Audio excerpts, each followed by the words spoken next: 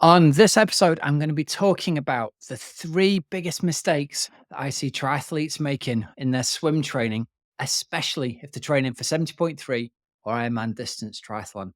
So, the first and the by far the biggest mistake that I see people making in their swim training is the thought that just trying harder in swimming is going to make you faster, and that just doing more training, just doing more laps is going to make you a faster swimmer. And it's a belief that's held over. I think a lot of triathletes they come into the sport through a running background or a cycling background. People who come in from a swimming background definitely don't make this mistake, but it's really common with cyclists and with runners or people from that background, because in those sports, just doing more work, just training more, just increasing the volume, just trying harder does make you faster. It does give you a guaranteed return on your investment. And unfortunately, swimming just isn't like that. I say unfortunately, it isn't unfortunate actually, but it's a different way of thinking about things. So typically, what I would see as a swim coach on swim deck, I would see an athlete come to a tri club swim session from a running background, say. Obviously, a very fit person. They've got low body fat. They're in great shape. They're doing great times on the running track. They get into the pool and they're absolutely exhausted after 25 meters or 50 meters, really, really out of breath. They have to stop, bent over, head on the hand, really, really, really gasping for breath. They get themselves together again and they go again. And almost mentally, it comes across like this session to them is the equivalent of a set of 200-meter repeats on the running track, or 400-meter repeats on the running track, or 1 minute VO2 max repeats on the bike turbo trainer. And what they're really shocked, and they don't like it at all, the fact that they work out that this kind of swim training doesn't actually translate to any gains in their swim speed. They're working really hard, but they're not actually getting any fitter, and they're not seeing their 100-meter repeat times come down, unfortunately. And the reason for this is both really easy to understand and also at the same time completely counterintuitive. And it's that swimming has a lot more in common with golf or with tennis than it does with running or with cycling.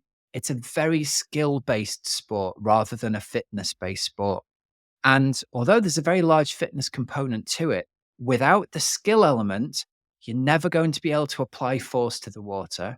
And so you're never going to be able to get speed through the water, regardless of how fit you may be cardiovascularly from running or cycling or any other sport. It's not going to translate to speed through the water until the body learns the skill of connecting and applying force to the water in a way that moves the body through the water in a meaningful way.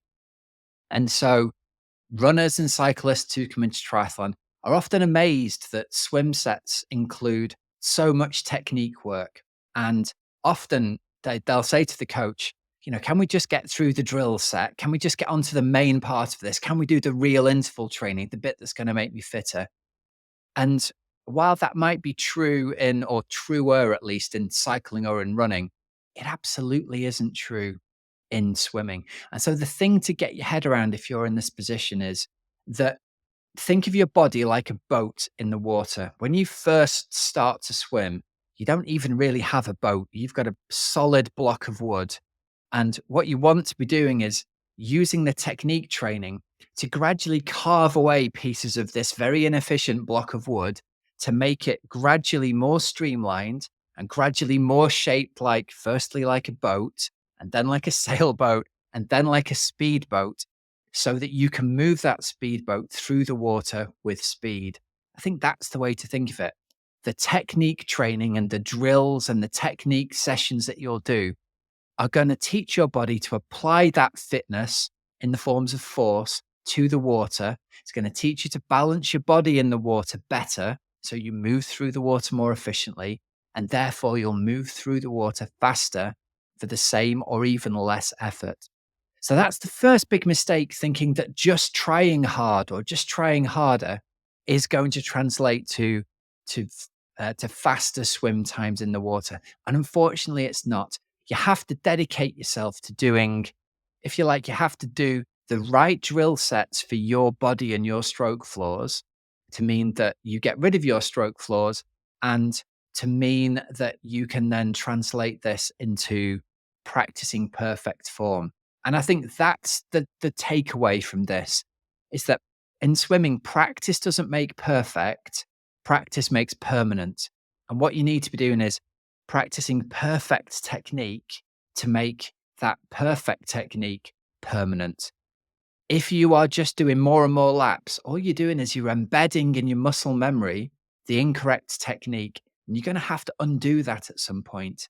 So, right from the outset, dedicate that swimming time that you've got to improving your technique so that then any fitness training you do is practicing and embedding that improved or that perfect technique. A really good way to do this is to go online, watch videos of really good swimmers doing this. I'll point you towards the Swim Smooth website, the Swim Smooth YouTube channel. They've got tons of great examples on there, filmed above the water, below the water, from the side, of what a really perfect swimmer looks like. And you can then embed that idea in your brain, and you can then go away and try and copy that.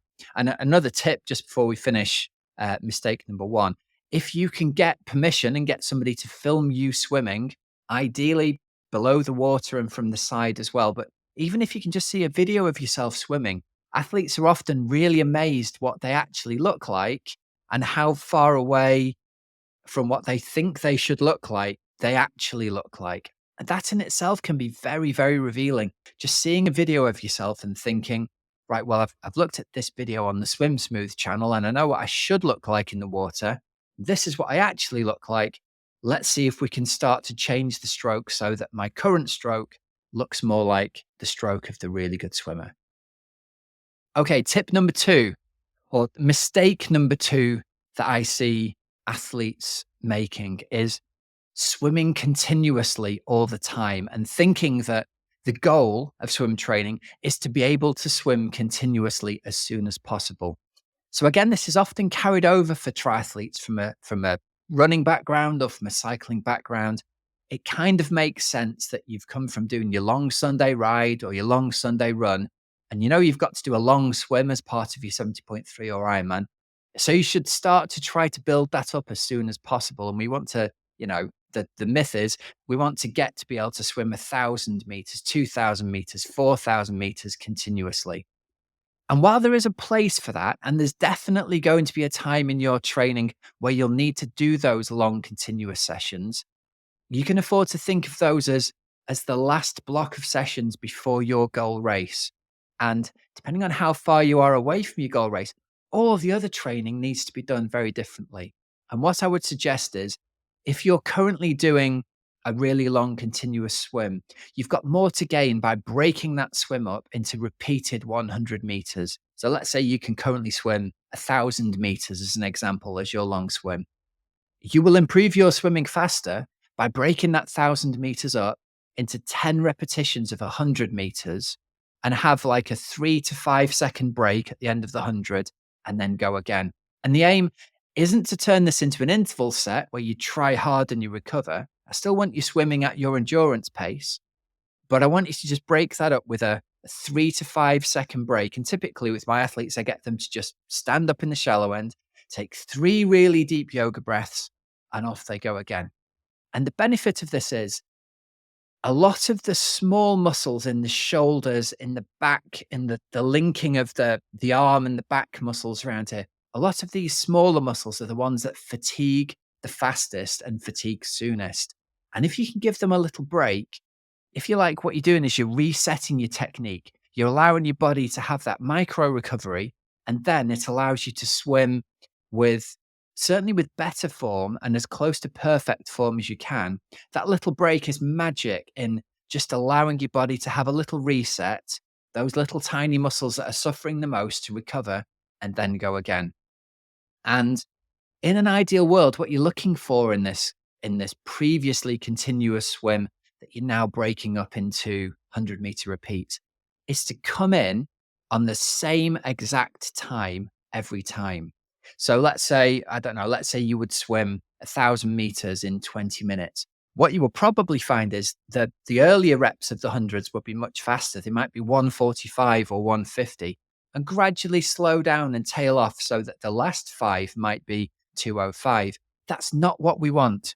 What we want you to do in an ideal world is to come in on 157, 158 each time, take that 3 second break and go again and come back in again on 157, 158.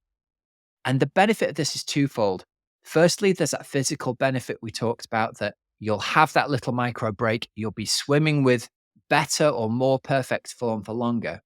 But also mentally, you're learning that you can come in and you can hit those repeats every time, and you'll gain an awful lot of confidence from doing it that way as well. So that's my tip for you. Break your continuous swim up into repeats of 100 meters and get confident that in the early days, you can repeat these and you can build that setup. And we will have you do some continuous swims, but not until you're much closer, typically in the 4 to 6 weeks before your goal A race of the season. That's when we'll switch over to doing those continuous swims. Okay, now the third mistake that I see triathletes making with their swim training is not knowing what their training paces are, not even really being aware that there is a range of paces you can swim at, and just kind of swimming and coming in at the end of the rep on whatever the clock happens to say at the end of that. And again, it's really hard for people from a running or from a cycling background to get the head around swim paces. So we'll put a little framework on this for you. You can do a test called the CSS test, which involves doing a 400-meter time trial, a 200-meter time trial, and then plugging the results of those into a calculator. And it will give you your CSS pace. And to give you an idea of what that's relative to, it's like threshold pace for swimming or threshold pace for running or FTP on the bike. It's that kind of number. Your CSS pace is what you can probably hold in about a 30-minute time trial on your own in the pool.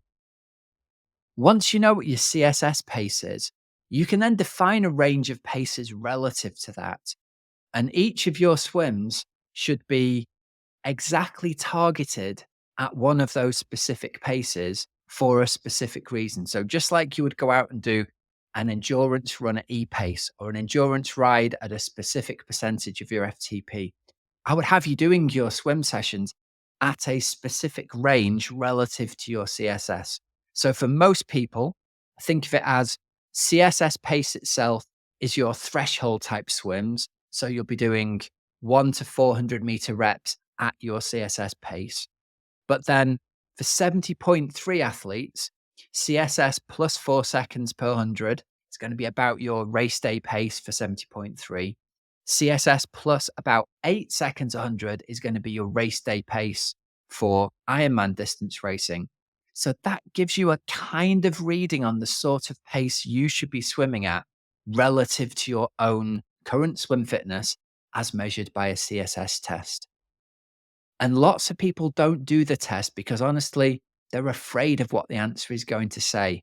So I'd encourage you, don't think of the test as a pass or fail. Have I got better at swimming or not? Should I do this test or not? The reason that you're doing it is it will then inform and underpin every single one of the swim sessions that you're going to do coming up because you want to be able to have something to measure your pace against and make it relevant and relative to. Okay, then. That brings us to the end of this week's episode. So, here are some discount codes and deals for you. Over at precisionfuelandhydration.com, use the code OXYGEN24 for 15% off your first electrolyte order. And over at teamoxygenaddict.com, I think we've got the most comprehensive triathlon coaching program for busy age groupers. If you've enjoyed what you've heard today and the advice has helped you out, well, great stuff. I hope that's helped put some of your fears at rest. And I know from some of the calls we've had, it's helping raise the right questions in the minds of people as to whether their current coaching relationship is working for them. If you're looking for a change or if you're looking for high quality, proven coaching for Ironman or 70.3 triathlon this year, you can just check out the details of our coaching packages on our website at teamoxygenaddict.com. And then if you're interested, there's a link in the show notes below. You can join our waiting list and you'll be notified if a slot becomes available. And at that point, you'll have a chance to book a call with us and see if you'd be a good fit for joining the team. So, although we don't have slots available at the moment, we'll make those call appointments available to people as and when we do have athletes who end their coaching packages during the season, if and when that happens. So, remember, there's links in the show notes, so you don't have to remember them. Till next week, have a great, safe training and racing week. I'm Coach Rob Wilby, and you've been listening to the Oxygen Addict podcast. See ya.